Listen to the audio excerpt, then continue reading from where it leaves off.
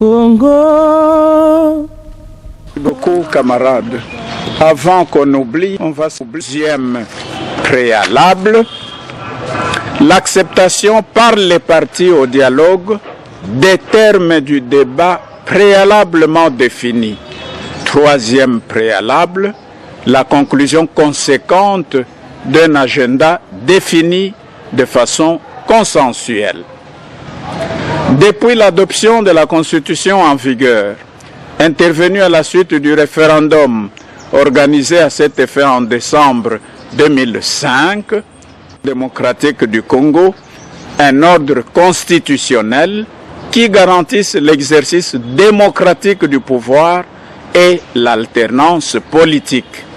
Mais aujourd'hui, sous divers prétextes, d'aucuns estiment advenu le moment des bouleversements institutionnels, alors même que les conditions politiques et sociales du pays ne sont nullement au rendez-vous.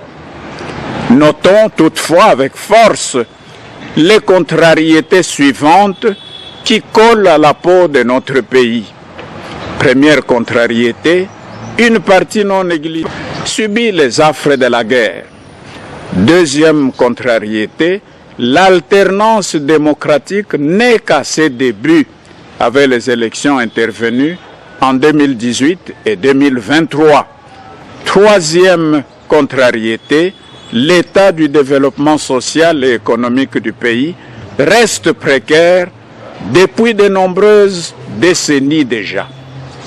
Devant ces incertitudes et la crise de confiance que traversent les différentes avant d'une part et face aux velléités de balkanisation du territoire national d'autre part. Le chaos n'est pas loin de submerger la RDC, notre cher pays, en tant que territoire souverain. De ce qui précède, les défis à relever pour la réussite du processus conduisant à un consensus politique national sont multiples. Premier défi, gagner la paix en annihilant tous les germes de conflit. Deuxième défi, garantir, mobiliser réellement les efforts pour un développement national inclusif. À ce sujet, le Palou-Gizenga conditionne tout changement de l'ordre démocratique et institutionnel par le respect d'un consensus national à obtenir par tout moyen de droit, notamment par le dialogue national voulu inclusif et efficient. Troisième et dernier chapitre, les attentes ultimes du peuple congolais sans cesse répétées.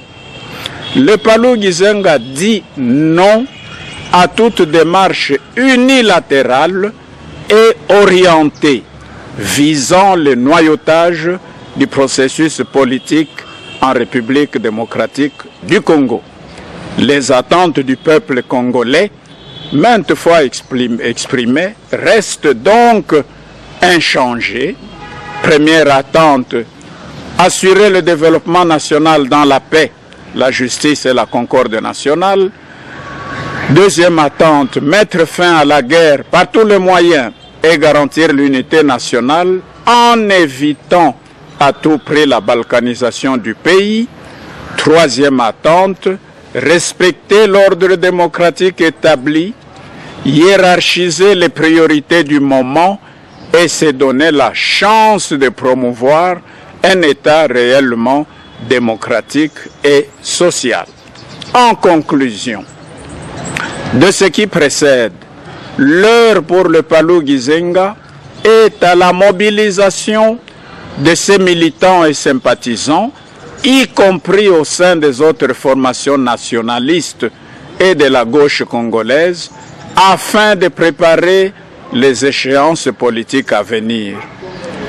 Ainsi que la présente déclaration aura eu à le démontrer, les échéances dont question commencent prioritairement par la tenue d'un dialogue national inclusif et efficient auquel le PALU rappelle qu'il est partie prenante. Pouvoir au peuple, pouvoir au peuple, pouvoir au peuple, au peuple, au peuple. fait à Kinshasa le 23 juillet 2026 pour la direction politique, professeur Jean-Claude Machini Dimbita Moulenge, secrétaire général et porte-parole. Je vous remercie. Congo, Congo nde mboka, mboka ngo mokengeli koi.